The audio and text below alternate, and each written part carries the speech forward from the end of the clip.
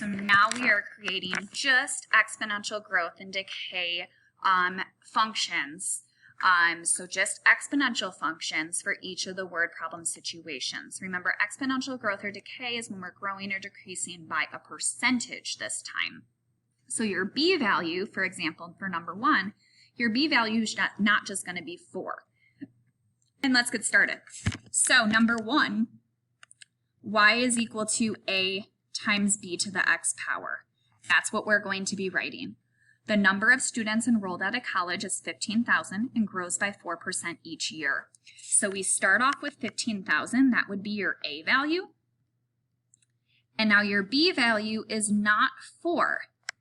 This is exponential growth because we see the word grow. And remember, at the way beginning, actually not at the way beginning, but on page 5 of your notes here, exponential growth, to find your b value, we're going to do 1 plus the percent expressed as a decimal.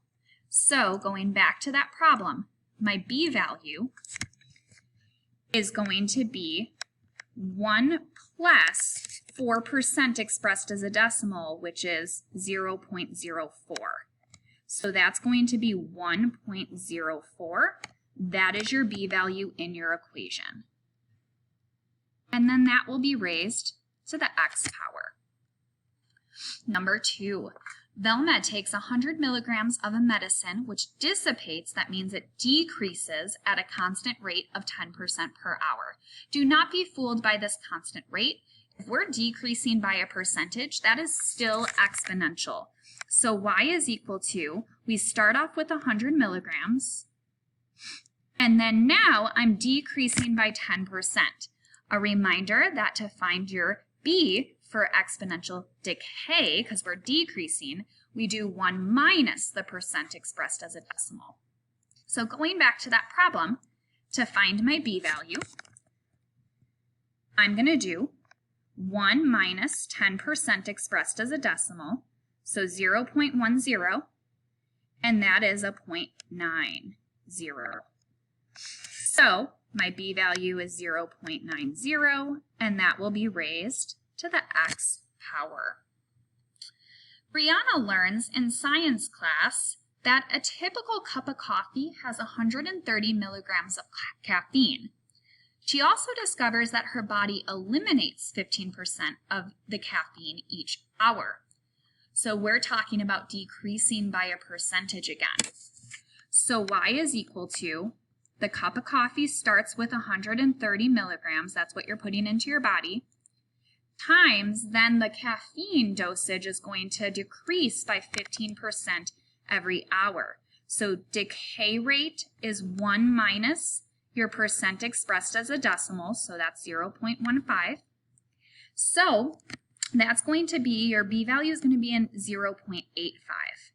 So your b value in your equation would be 0.85, and that would be raised to the x power. Number 4, the population of a city is 45,000 and decreases 2% each year. So we have exponential decay again. The city starts with a population of 45,000, so that's your a value. My decay rate is my b value, so b is equal to 1 minus my percent expressed as a decimal, so 0.02, and that's going to be a 0.98. That is your b value that's going to go in your equation, and then that will be raised to the x power. Number 5. In 1971, there were 294,105 females. That has tripled every year.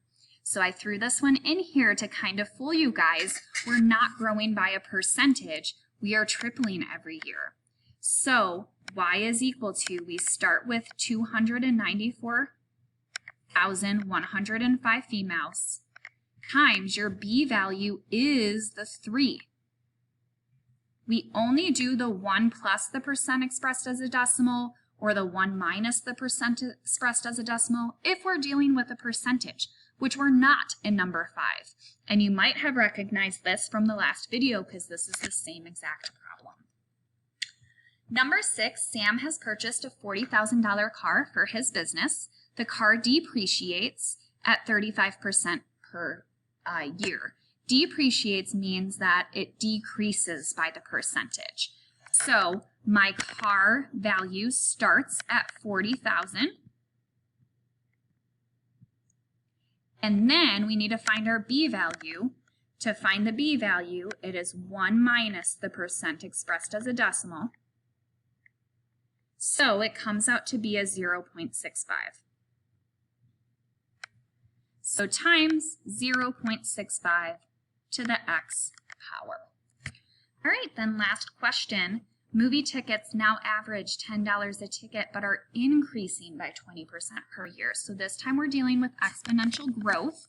So we start with a movie ticket at $10, and your growth rate, B, is going to be found by 1 plus your percent expressed as a decimal. So your B value in your equation is going to be 1.20.